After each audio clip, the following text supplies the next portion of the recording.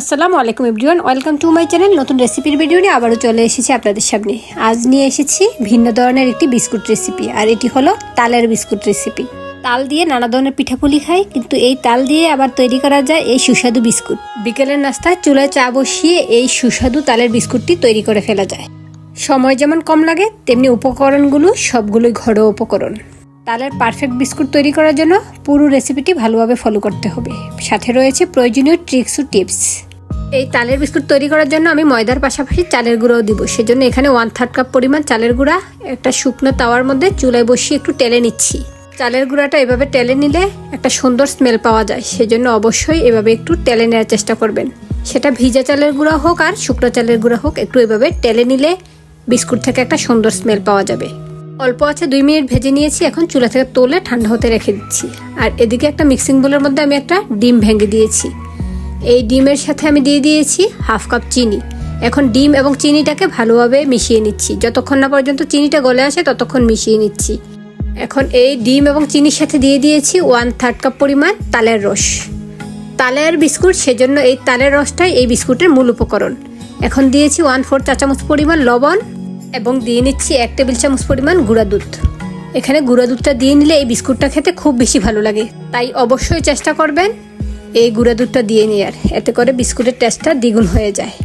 এই উপকরণগুলো মিশিয়ে নেওয়া শেষে এখন দিয়ে দিচ্ছি 1/3 কাপ পরিমাণ চালের গুঁড়াটা যে টেলে নিয়েছি সেটা দিয়ে ভালোভাবে হ্যান্ড উইক্স দিয়ে মিশিয়ে নিচ্ছি। এর সাথে আমি ময়দা অ্যাড করব পরবর্তীতে। প্রথমে আমি চালের গুঁড়াটা ভালোভাবে মিশিয়ে নিয়েছি। এখন দিয়ে দিচ্ছি রান্নার তেল অর্থাৎ সয়াবিন তেল। আপনারা ঘিও দিয়ে নিতে পারেন। এখানে আমি 1/4 কাপ পরিমাণ তেল দিয়েছি। দিয়ে ভালোভাবে হ্যান্ড উইক্স দিয়ে মিশিয়ে নিচ্ছি। ভালোভাবে মিশানো হয়ে গেলে এখন এর সাথে ময়দা অ্যাড করে দিচ্ছি। ময়দার পরিবর্তে আপনারা আটাও দিয়ে নিতে পারেন। আটা দিয়েও এই বিস্কুটটি পারফেক্ট হয়। আমি আজ ময়দা ইউজ করছি। 1 কাপ ময়দা দেওয়ার শেষে এখন আবারও 1/2 কাপ পরিমাণ ময়দা দিয়েছি। প্রয়োজনে পরবর্তীতে আরও অ্যাড করব। ভালোভাবে মিশিয়ে নিচ্ছি। অনেকটাই নরম মনে হচ্ছে, আমি এখন হাত দিয়ে ভালোভাবে মিশিয়ে নিব। প্রয়োজনে আমি আরও ময়দা অ্যাড করব। আপনাদের কম বেশি লাগতে পারে, কারণ ডিমের সাইজটা সবার এক নয়। আমি এখানে আরও 2 টেবিল চামচ পরিমাণ ময়দা দিয়ে ভালোভাবে মেখে নিচ্ছি। বিস্কুটের ডোটা আবার খুব বেশি নরম বা খুব বেশি শক্ত রাখবো না। একটা পারফেক্ট ডো করতে হবে, তা না হলে বিস্কুটগুলো পারফেক্ট হবে না। আর এভাবে হাত দিয়ে ভালোভাবে মিশিয়ে নিতে হবে। এতে করে ডোটা পারফেক্ট হবে, ভিতরে কোনো অংশ গুটি গুটি থাকবে না। তাই হাত দিয়ে মেখে নিলেই পারফেক্ট হয়। এই তো দেখুন, বিস্কুটের ডোটা এমন রয়েছে, খুব বেশি নরম নয় আবার একেবারে শক্ত নয়। আমি 2 হাতে তেল মাখিয়ে নিয়েছি। এখন বিস্কুটগুলো তৈরি করে নিব। নির্দিষ্ট একটা সাইজের জন্য এখানে আমি একটা চামচ ইউজ করছি। 1 চামচ পরিমাণ ডো নিয়ে হাত দিয়ে এটাকে ভালোভাবে ঘষে নিচ্ছি। 2 হাত দিয়ে ভালোভাবে ঘষে একটা স্মুথ গোলাকার বিস্কুট তৈরি করে নিয়েছি। এটাকে আমি ডিজাইন করে নিব ছুরির সাহায্যে। আমি কোনো সাজ দিয়ে এই বিস্কুটগুলো তৈরি করব না। দেখুন সহজেই সাজ ছাড়া কিভাবে ছুরি দিয়ে ডিজাইনটা করে নিচ্ছি। আপনারা ভিডিওটা লক্ষ্য করলেই দেখতে পারবেন কিভাবে ডিজাইনটা করছি। এই তো দেখুন, একটা ডিজাইন হয়ে গেল। একটা বিস্কুট বানানো হয়ে গিয়েছে। এখন এটা আমি একটা ট্রেতে রেখে নিচ্ছি। একইভাবে আমি বাকি বিস্কুটগুলো তৈরি করে নিব। খুবই সহজে তৈরি করা যায়।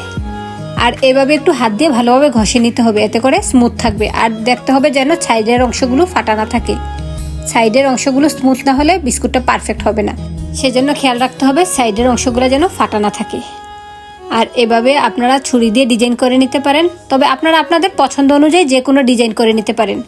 আমি সহজ ডিজাইনটাই আপনাদের সাথে শেয়ার করে দিয়েছি। সবগুলো বিস্কুট এভাবে বানানো শেষে এখন এগুলোকে আমি ভেজে নিব। সেজন্য চুলায় একটি প্যান বসিয়ে এর মধ্যে তেল দিয়ে নিয়েছি। তেলটা কিছুটা গরম হওয়ার পর আমি একে একে বিস্কুটগুলো দিয়ে নিচ্ছি। তেলটা খুব বেশি গরম করে বিস্কুটগুলো দিব না, কিছুটা গরম হওয়ার পরই আমি বিস্কুটগুলো দিয়ে নিচ্ছি। আর বিস্কুটগুলো ফাঁকা ফাঁকা করে দিয়ে নিচ্ছি, কারণ এগুলো কিছুটা ফুলে উঠবে। সেজন্য ফাঁকা ফাঁকা জায়গা রেখে আমি বিস্কুটগুলো দিয়েছি। আমি যে বিস্কুটগুলো বানিয়েছি এগুলা 2 ধাপে ভেজে নিব। সেজন্য আমি এই ধাপে এই বিস্কুটগুলো দিয়েছি। এপাশ ওপাশ করে এগুলোকে ভেজে নিব। এক পাশ কিছুটা ভাজা হয়ে গেলে উল্টে দিচ্ছি, অপর পাশটাও ভেজে নিচ্ছি। এভাবে আমি 2-3 বার উল্টে পাল্টে বিস্কুটগুলোকে ভেজে নিচ্ছি। আর অবশ্যই চুলার আঁচ মিডিয়াম লোতে রেখে ভেজে নিতে হবে। হাই হিট হলে কালারটা চলে আসবে, ভিতরের অংশটা পারফেক্টলি কুক হবে না। আর বিস্কুটের কালারটা দেখুন অনেক সুন্দর হয়েছে। আমি এর চেয়ে বেশি ভাজবো না, এই কালারের মধ্যে তুলে নিব। আর তুলে নেওয়ার পর কালারটা পারফেক্ট হয়ে যাবে। দেখুন আমি কেমন কালারের এই বিস্কুটগুলো রেখেছি। বিস্কুটগুলো গোল্ডেন ব্রাউন হওয়ার পর এগুলোকে তুলে নিচ্ছি। পরের ধাপের বিস্কুটগুলোও আমি একইভাবে ভেজে নিচ্ছি। আপনারা বিকেলবেলা চা বসিয়ে এই বিস্কুটটা বানিয়ে নিতে পারেন। চায়ের লিকার হতে হতে বিস্কুটটা রেডি করা যায়। বিস্কুটের ঢুটাকে রেস্টে রাখতে হয় না, বানিয়ে সাথে সাথে ভেজেই খেয়ে ফেলা যায়। একই রকমভাবে সবগুলো বিস্কুট আমার ভাজা হয়ে গিয়েছে। দেখুন কালারটা পারফেক্ট হয়েছে। আপনারাও আমার মতো করে বিস্কুটগুলো অল্প সময়ে বানিয়ে নিতে পারেন। আপনারা চাইলে এই বিস্কুটের সাথে নারিকেল ইউজ করতে পারেন। বিস্কুটের উপরের অংশটা হয় একেবারে মুচমুচে আর ভিতরটা হয় একেবারে সফট। আশা করি ভিডিওটি ভালো লেগেছে। আবার চলে আসবে অন্য কোনো নতুন রেসিপির ভিডিও নিয়ে। আল্লাহ হাফেজ, আসসালামু আলাইকুম।